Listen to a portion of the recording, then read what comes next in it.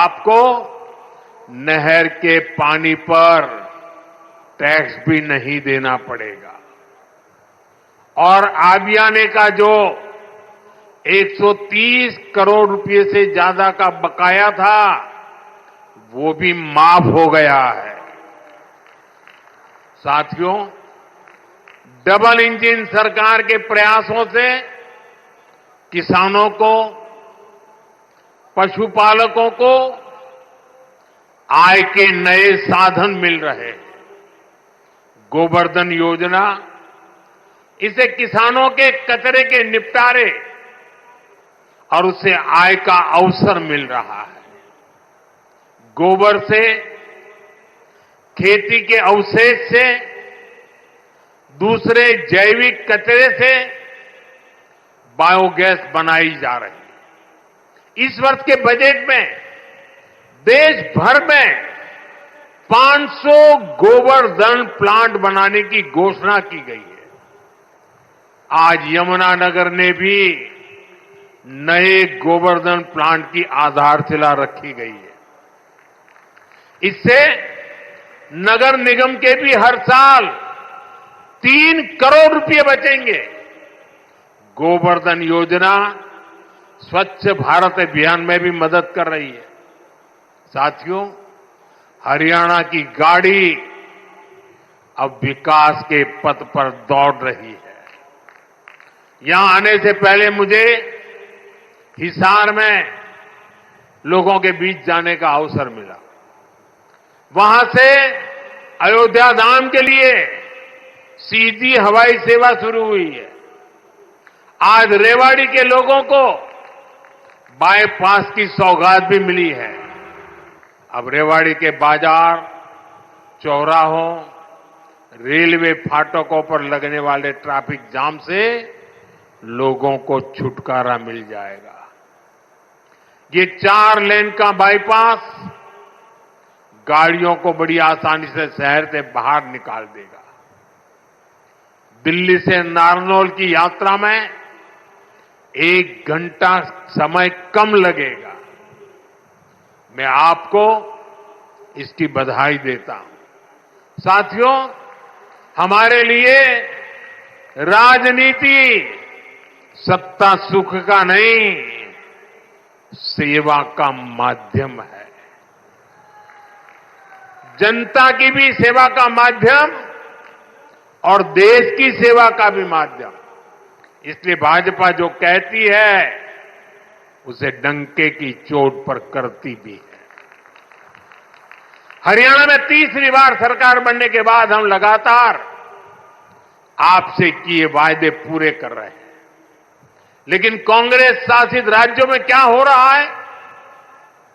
जनता से पूरा विश्वासघात।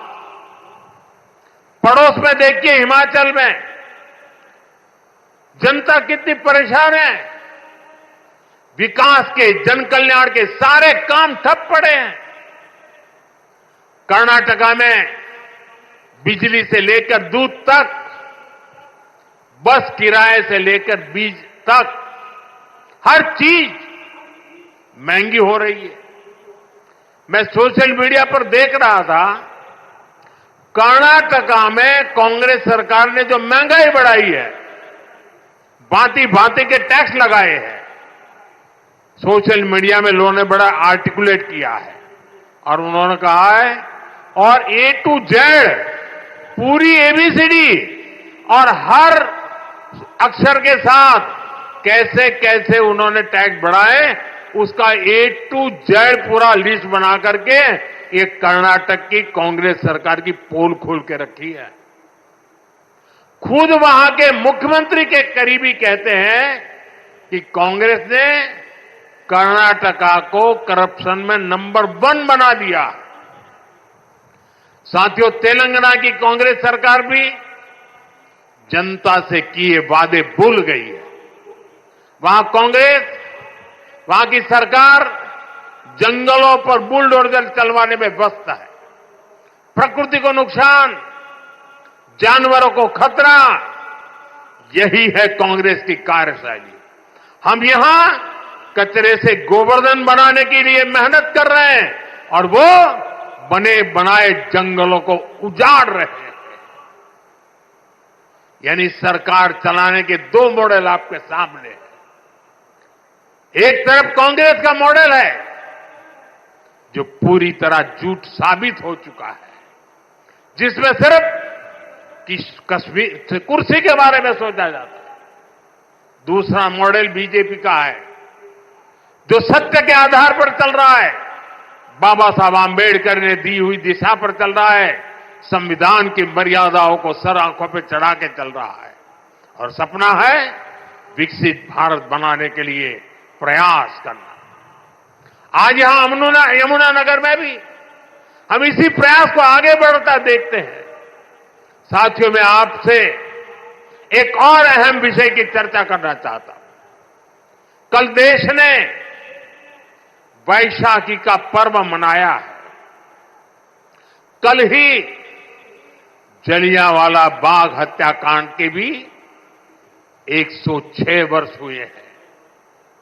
इस हत्याकांड में अपनी जान गंवाने वालों की स्मृतियां आज भी हमारे साथ है। जलियांवाला हत्याकांड में शहीद हुए देशभक्तों और अंग्रेजों की क्रूरता के अलावा एक और पहलू है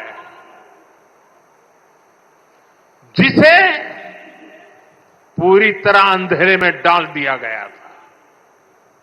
ये पहलू मानवता के साथ, देश के साथ खड़े होने के बुलंद जज्बे का है। इस जज्बे का नाम शंकरन नायर था। आपने किसी ने नहीं सुना होगा, शंकरन नायर का नाम नहीं सुना होगा, लेकिन आजकल इनकी बहुत चर्चा हो रही है। शंकरन नायर जी एक प्रसिद्ध वकील थे और उस जमाने में 100 साल पहले अंग्रेजी सरकार में बहुत बड़े पद पर विराजमान थे। वो सत्ता के साथ रहने का सुख, चैन, मौज सब कुछ कमा सकते थे, लेकिन उन्होंने विदेशी शासन की क्रूरता के विरुद्ध जलियांवाला बाग की घटना से व्यथित होकर मैदान में उतरे। उन्होंने अंग्रेजों के विरुद्ध आवाज उठाई। उन्होंने उस बड़े पद से लात मार करके इसे छोड़ दिया। केरल के थे, घटना पंजाब में घटी थी। उन्होंने जलियांवाला बाग हत्याकांड केस लड़ने का खुद ने फैसला किया। वो अपने दम पर लड़े, अंग्रेजी साम्राज्य को हिला कर रख दिया। जिस अंग्रेजी साम्राज्य का सूरत, जिनका सूरज कभी अस्त नहीं होता था, उसको शंकर नायर जी ने जलियांवाला हत्याकांड के लिए कोर्ट में कटघरे में खड़ा कर दिया। साथियों, ये सिर्फ मानवता के साथ खड़े होने का ही मामला भर नहीं है, ये एक भारत श्रेष्ठ भारत का भी बहुत उत्तम उदाहरण है। कैसे दूर सुदूर दक्षिण में केरल का एक व्यक्ति पंजाब में हुए हत्याकांड के लिए अंग्रेजी सत्ता से टकरा गया। यही स्पिरिट हमारी आजादी की लड़ाई की असली प्रेरणा है। यही प्रेरणा आज भी विकसित भारत की यात्रा में हमारी बहुत बड़ी ताकत है। हमें केरल के शंकरन नायर जी के योगदान के बारे में जरूर जानना चाहिए और पंजाब, हरियाणा, हिमाचल, यहां के एक एक बच्चे को जानना चाहिए। साथियों, गरीब, किसान, नौजवान और नारी शक्ति, इन चारों स्तंभों को सशक्त करने के लिए डबल इंजन सरकार निरंतर काम कर रही है। हम सभी के प्रयासों से हरियाणा जरूर विकसित होगा। मैं अपनी आंखों से देख रहा हूं, हरियाणा फलेगा, फूलेगा, देश का नाम रोशन करेगा। आप सभी को इन अनेक विकास कार्यों के लिए बहुत बहुत शुभकामनाएं। दोनों हाथ ऊपर करके पूरी ताकत से मेरे साथ बोलिए, भारत माता की, भारत माता की, भारत माता की। बहुत बहुत धन्यवाद।